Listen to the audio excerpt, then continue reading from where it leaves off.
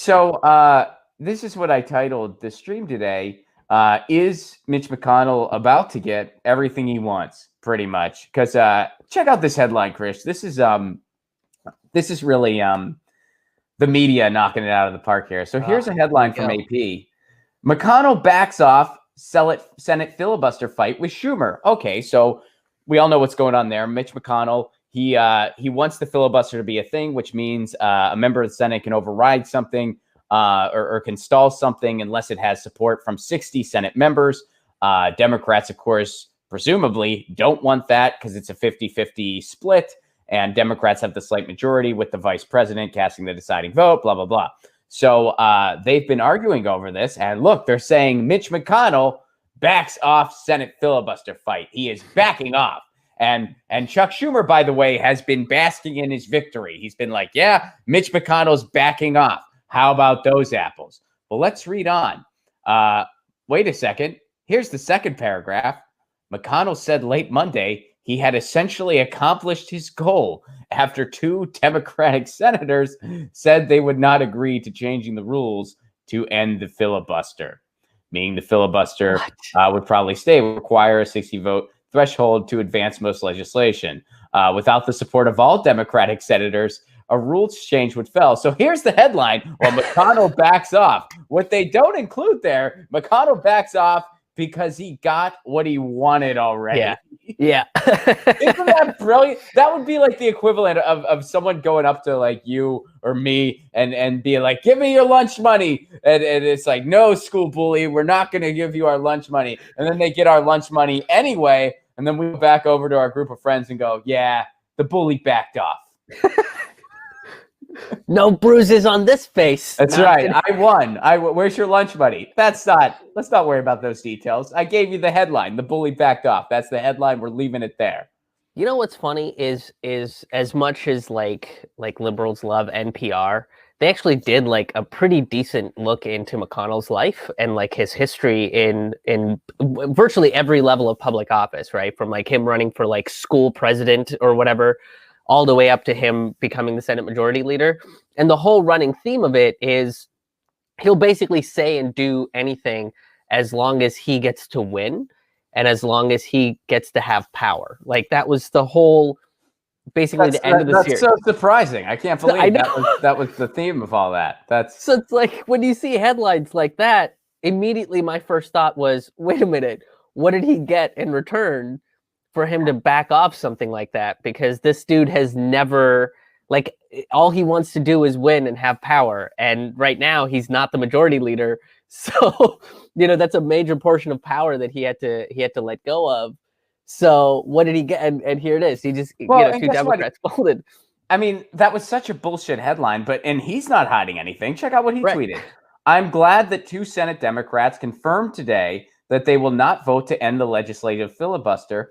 They agree with President Biden and me on protecting the Senate. This is Mitch McConnell saying this. With this win, we can move forward with the 50-50 power sharing agreement built on the 2001 precedent. And by the way, who are the two Senate members you ask? I bet this will come as a big surprise. Kristen Sinema and Joe Manchin. Of course. I was waiting. Those are the two. They're the ones that are like, yeah, we don't, we might actually have to govern if we don't have this. It's so funny because everyone's saying, well, now the Dems have the House and the Senate and the White House. They have no excuse, which, I mean, I was saying that too. But yeah, Mitch McConnell, Sinema, Manchin, hold our beers. Excuses are a-coming. And well, now, I mean, that was, I was waiting for Joe Manchin. I was waiting for that name to get dropped because the day after the Georgia elections, he was the one that came out and was just like, I'm going to vote no on the $2,000 checks.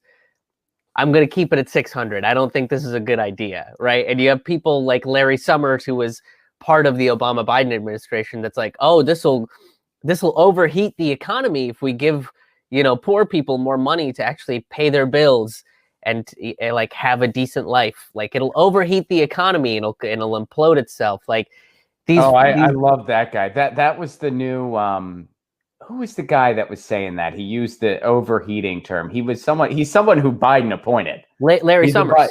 Yeah. And he was like, it might overheat. Did you watch that segment? He's in his house. Crazy. he had a really weird camera angle where he was in his house, and it actually, if you look closely, it looks like the walls in his house are trying to get away from him because they're like, this guy's full of shit, and even we know this. We're trying to get away from him, and he's just talking in circles about how giving people $2,000, which, by the way, we're not even for reoccurring payments at this point, which is what pretty much the rest of the industrialized world got. We're talking about a one-time FU payment. We had another one-time FU payment. How long ago was that at this point? Almost a year ago now. I mean, it's been almost a year, right? Since that $1,200. Yep. That came out in what, March or April? I think it was. I think it was April. Like, I think it started in March and then hit. And some people still haven't gotten it. By the way, there's still some people out there who have not gotten their first payment. And then there's other people that, like myself, that was never eligible for it at all. And, so you never got anything. No. And that was the same thing. I talked to a bunch of other comics and a bunch of other musicians, and they were like, yeah, I fall through every little loophole and every little gap. Same thing with sex workers. They also fall through every little crack and every little, but it's like this is what they do, is they go behind the scenes, and you have headlines like the AP, Mitch McConnell backs off, so the Democrats win. Look, they're fighting for the people, yay! But it's like, oh wait, no, he just got exactly what he wanted, and he gets to basically be, co-majority leader and do the same shit he's been doing for what, a decade now, which is withhold every piece of legislation that can actually change Americans' lives. Like, that's what he wants. That's what he wants to do, and they just handed it to him. Again, the Democrats play into exactly what the Republicans want, and we have it's like a bunch of liberals that come after progressives about, you can't challenge Joe Biden. It's only been 6 days. It's only been a week. It's only been whatever. And it's like, okay, when is it going to be not only something? And also, this dude's been in politics for 40 some odd years. And he's been in the White House before, so he knows how this shit works. He's just, he's just playing a game at this point. Oh, it is totally a game for him, and he's willing to play hardball, and the Democrats aren't. And this is by design. And you know what, man? Another piece to this is, the what's a good word for it? Like just the toxicity of the whole blue no matter who. And we cannot have any primary opponents because let's connect a couple dots here. And, you live in Pennsylvania, so, you were closer to all this action. And I was, paying attention to it as well. And it was so frustrating to me. Do you remember when Paula Jean Swearengin was a primary opponent against Joe Manchin, going up against him? And so many people, especially in the state of West Virginia, so-called progressives there, they were silent. They didn't say a word. And then when it was the general and Joe Manchin was the shitty Democratic option, they were yelling at the rafters. I know Joe Manchin's terrible, but you got to vote for him. Joe Manchin's terrible, but you got to vote for him. And it's like, well, where were you guys when he had a not terrible opponent? Right. Where were you guys then? Where were you guys for? You'll wag your finger to vote for parasites like Joe Manchin, but you can't bother to look into a challenger, or you don't want a challenger. And furthermore, Amy McGrath was running against it was Booker, right? That was Charles. Yep, Charles Booker, who was a viable opponent. They blatantly suppressed the vote. Yep. I mean, they blatantly, methodically suppressed the vote to make sure he didn't win. I mean, and there was footage of people in city centers, in Louisville, in places where they're more likely to vote for him than the Trump-supporting Democrat, which is what Amy McGrath was. People were banging on doors to let them go vote. You can see that. They suppressed the vote as much as they could to make sure he didn't win, and he didn't. Who won instead? A pro-Trump Democrat. And who got shredded? The pro-Trump Democrat. She handed Mitch McConnell his talking points. Mitch McConnell, who is, evil beyond comprehension. And Mitch McConnell's able to just go, look, she has nothing other than I've been here too long. That's all. She has no plan. That was her whole platform. She has no platform. Yeah. I've been here too long. That's all she's got. And it didn't work. And Mitch McConnell won again. And yeah, and then there was this whole I don't know if you saw this, but there was a whole feud between Booker and the Booker and the McGrath camp, I'd based imagine on there would like be. payments and stuff, like how they paid their people, and yeah, and that was the thing is like I love that the Democrats took a page out of the Republican playbook and shut down polls early in communities of color who were going to vote for Charles Booker because he actually represented them, not just by the way that he looked and the fact that he was from their communities, but he actually wanted to uplift the working class people. And so they actually wanted to vote for him. And when they showed up, polls are closed, they're all banging on the, and it's like, she took a page out of the Republican hand playbook. Again, it's like they're all working. Yeah, at this point, it's becoming, I don't know, like what kind of mental gymnastics you need to do to kind of not see that these two parties are not all that different, and they work together, you know, to prop up big business, to prop up billionaires, and to completely wreck the American working class. Like it's becoming harder and harder to make these sort of justifications, right? Like that's we just handed Chuck Schumer an excuse to basically not get things done. Yeah. Because like, oh, the Republicans are gonna, you know, like we'll hear the same thing we heard all of last year. We couldn't end the filibuster. Now there's the now what's the one thing that Bernie Sanders brought up? The what's the word for reconciliation? Or no, wait, what's it? I'm forgetting the word. I gotta look it up now. But it's the play that Bernie Sanders brought up where geez. I'm having like one of those. Having a brain like fart to the word. It's like it starts with an R. Here, let me just Google it. Bernie Sanders to here. Let me just see if this. People probably going nuts in the chat saying the word. Like, Ron, we know what it is. Yeah, I don't. Reconciliation. There you go. Yeah. There you go. Reconciliation. So Bernie brought up that budget reconciliation to like get stuff through. But are they going to listen to Bernie, or are they just going to like hide behind this excuse? They're probably going to hide behind this excuse. Do you think McConnell's going to get? Do you think McConnell's just kind of going to get what he wants here? Oh, for sure, absolutely. Like that's what's exactly what's going to happen. Like they don't want to do, if they actually have to like, that's the thing is people that bring up like, oh, you want government controlled healthcare and government controlled recurring payments to cover basic needs. Like, do you really want the government to be in charge of all this stuff?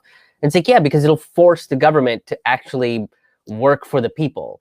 Like if the government controlled healthcare sucks, that means that they don't get elected to be in their position of power and make hundreds of thousands of dollars. So now they have to make it good, or else like the people are going to get pissed that they, you know, they're being taxed and getting this healthcare, and it still sucks, and they still have to go to the hospitals and get a bunch of medical debt, right? Like it forces the government to actually do their jobs and be a force of good for the people and actually legislate on behalf of the working class who gets them elected, which is how a democracy is supposed to work, right?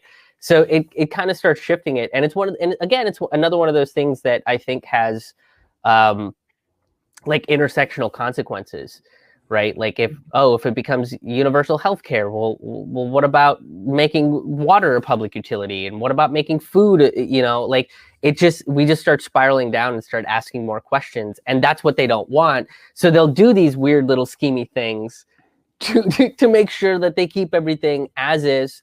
And they constantly tell, you know, people that are asking for like things like Medicare for all, oh, it's not the time. This is not the time to fight for that. We just got these concessions. Let's, you know, and it's like, but it's been the time since fucking JFK talked about it, right? You know, yeah. Like how much longer do we need to wait? So yeah, I think McConnell's absolutely going to get everything that he wants. I think so Biden too. Administration. Do you think, and this is just sort of like a like a way the world ought to be type wish here? Do you think we should just get rid of the Senate? Yeah, I mean, I feel like one way or the other, like having these two houses where I understand the concept, right? Like one house is more for the people, and then you have like the upper house that does more business dealings or whatever it is. Like you're supposed to have a house that represents specifically for the people. Like in India, it's the House of Commons, right? Is basically what it translates to. But then you have the bigger house, which is kind of like the Senate, where there's less people making these legislative decisions. But it seems like, I don't know, the last maybe 15 years, everything just gets hung up in one of these places. Either the House can't get it through or the Senate won't get it through. And then we just get stuck.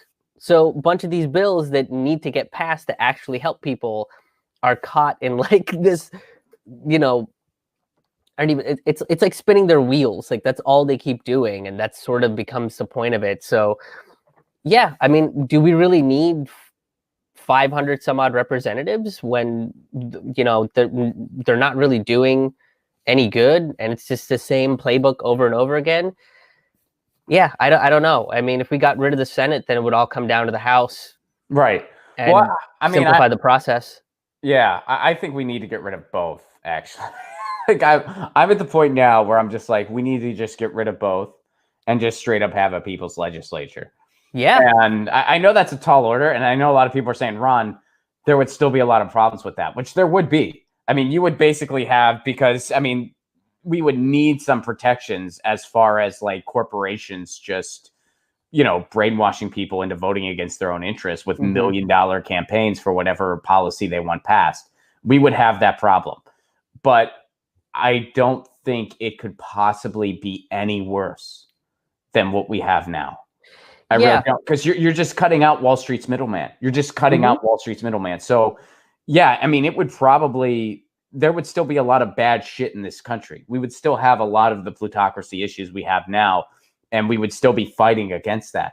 But we would at least be, you know, amidst our fellow citizenry instead of just these Wall Street shields. At least it would just be us versus Wall Street battling ideas instead of, you know, our government sugarcoating what's really going on in this country.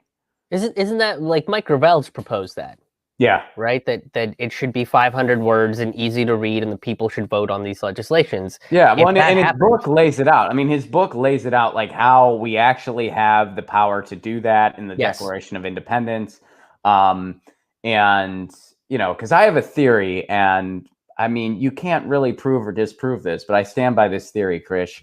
I think what happened was the Declaration of Independence was written at a big ass party. They were all partying. They were like, yeah, we're our own country now. Awesome. They were passing it around. They're like, Declaration of Independence. And they were like, hey, John, you going to sign this thing? And John was like, yeah, I'm going to sign this thing. And I'm going to sign it all big because the word cock is in my name. And he signed it. And everyone's excited. And then they woke up the next morning. They looked over the Declaration of Independence. Everyone's sober now. And they're like, I don't know about all this. Some of us have like land and slaves and shit.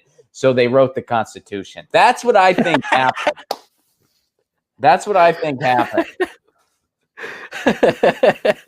The Declaration was just a drunk fantasy, and the Constitution was like, we got to rein this in. We got to rein this in a little bit. We got to rein this in. It's we can't give too much here. Let's some of this stuff, but it's like, no, we actually do have the ability to have a people's legislature. And I think at this point, why, I mean, we have this, if the government was more than a corporate coup, I would feel differently. But right now, like they are really demonstrating, straight up demonstrating, they are a corporate coup.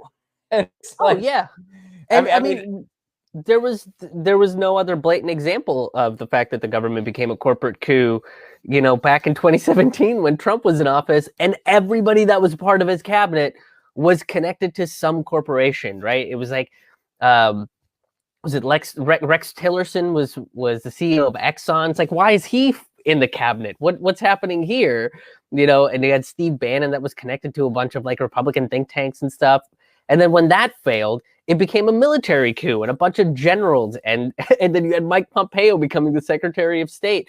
It's like, how much more blatant do you need that to be? Whereas now, under the Biden administration, we kind of see the same thing, right? You have people like Neera Tanden, who was part of what is that? The Center of American Progress. Center for American Progress. Very ironically named.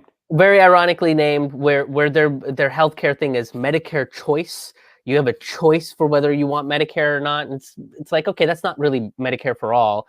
And then that's you have not how it works. That's not how it works. A universal system needs everybody in it. That's how it works. You need everyone in it. You need sick people. You need healthy people. You need everybody. So this and they're hiding behind this choice. It's like, what choice are you really giving people? People don't love their healthcare plan. They love the security that they may have in their doctors.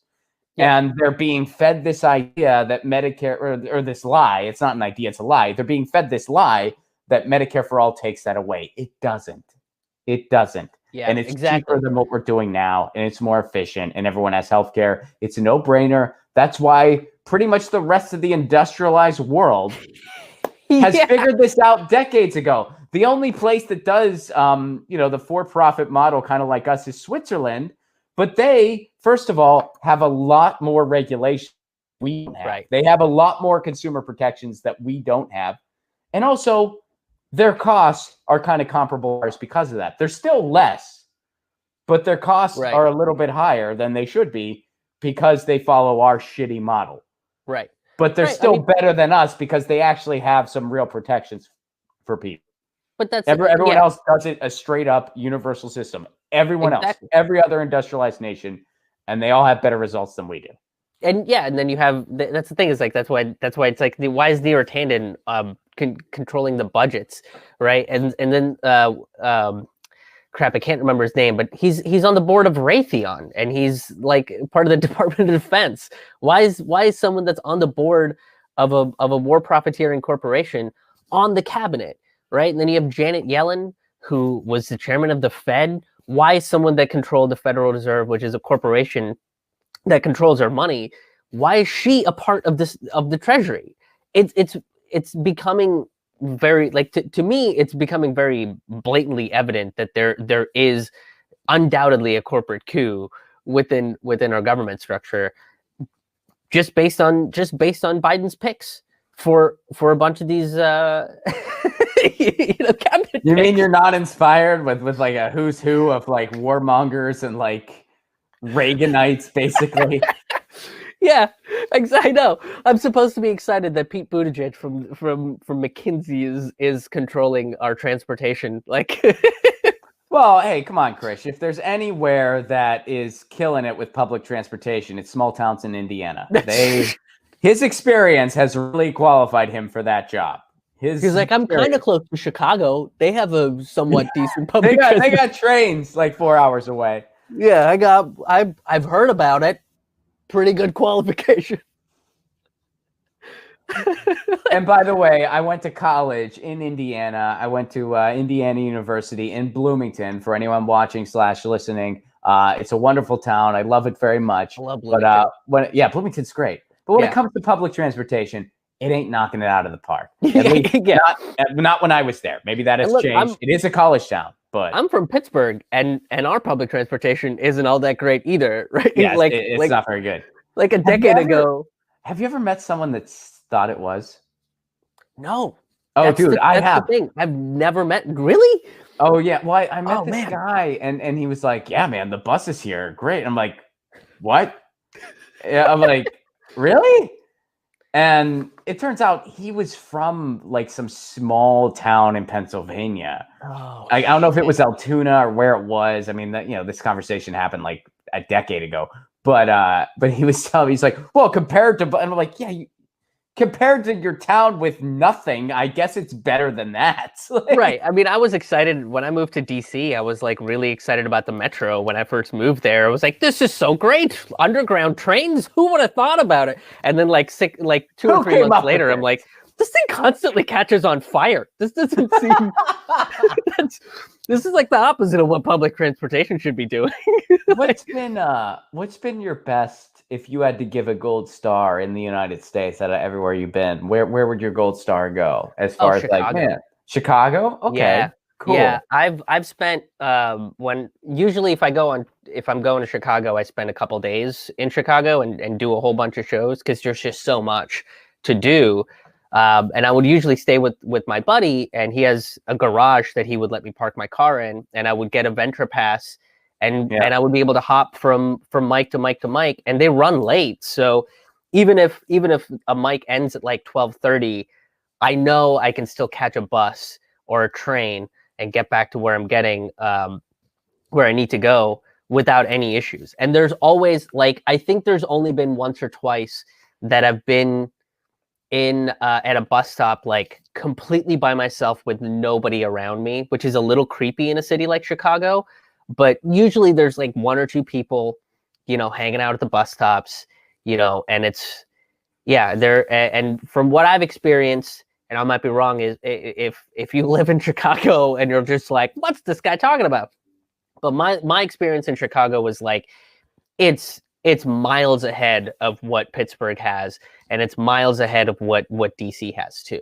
And DC, again, it's better than Pittsburgh, but it's still like, look, if your trains are catching on fire every week, I feel like that's a problem. Yeah, I mean, if I give the gold star, and I feel like it's like obviously I'm not qualified. I mean, this is just based on my experience, right, exactly. And I understand like there's certain factors involved, like the size of a place. So I'm gonna have Boston, but again, Boston's not necessarily that huge, so maybe that's part of it. But in my experience, Boston, like the trains have always exactly when they say they're gonna be there, they show up. Like they are so, and then you just get that, like you just plug it into your Google Maps and it tells you take this, take this, take this, take this, then you're gonna be there. And usually it's like one or two trains to anywhere you'd want to go. And yeah, like Boston is just crazy efficient in my experience. New York's pretty good too. You know, and London was pretty good when I was there, but Boston was like, I think it's because they take their sports teams really seriously. So they get that competitive attitude, and they just want to make sure that you get there. They're like, we'll go to Doyle's, and then you just get there on time. Yeah. They're like, you guys might have the Steelers, but we got the best trains here. Well, and they got the Patriots, so they're doing They do okay. have the Patriots, I know. They're doing okay. They win a few games. Although I guess I haven't really followed it this year, but I guess Tom Brady's in another Super Bowl. Oh, is he? Yeah, I saw somebody. All right, we should probably stop. We should probably stop. I got nothing on that one. Clearly, neither of us followed the NFL this year, and we're trying to talk about it, and we're not even positive. I'm pretty sure Tom Brady going to the Super Bowl. I saw people complaining about it. He's not with the Patriots anymore. He's with, I think, Tampa Bay. And oh, that's right. I forgot. I haven't followed it much this year. I just, I mean, as the years gone by, I've become more of a hockey guy. And I like the Pens, and I have an NHL membership, so that's just what I follow. You know, I mean, I don't. Yeah. But my wife is from Massachusetts, so she's a Bruins fan, and she played hockey when she was in high school. And the Pens are going to be taking on the Bruins this week. I think tonight and Thursday it's Pens Boston. So we'll probably watch those games together. She doesn't enjoy watching it as much as I do. I mean, she played it, but she's not super huge on watching it. She's kind of indifferent. But usually if like Pittsburgh and Boston's playing, she'll, we'll check it out. And we'll she doesn't like friendly trash talking though. Like she's just not into it. You know what I mean? Like I'm not into it really either, but it's like, it can be kind of fun and just play every so often. Yeah. So I'll be like, I'll make a goofy like comment, just in fun and in jest. And she'll just be like, well, okay, I hadn't considered that.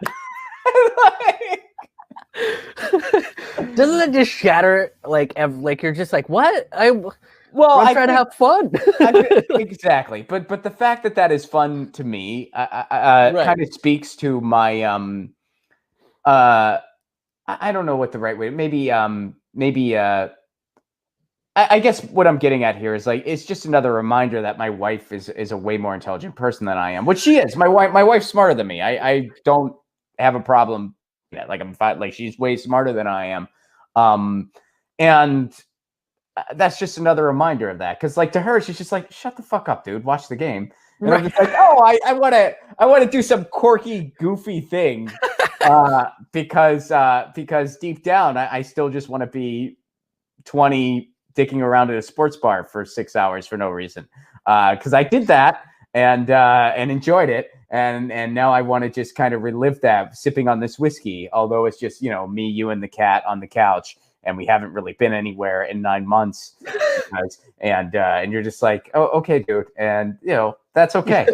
You don't have that little, like, the ribbing that you get from a weird stranger at a bar. Yeah. Yeah. And all right. Well, so anyway, go Pens. But Get your news on with Ron. Don't you want to know what's going on? We're getting our news on today. Get your news on with Ron. Don't you want to know what's going on? We're getting our news on today. You can tweet me an article at Ron Placone. We'll go through it together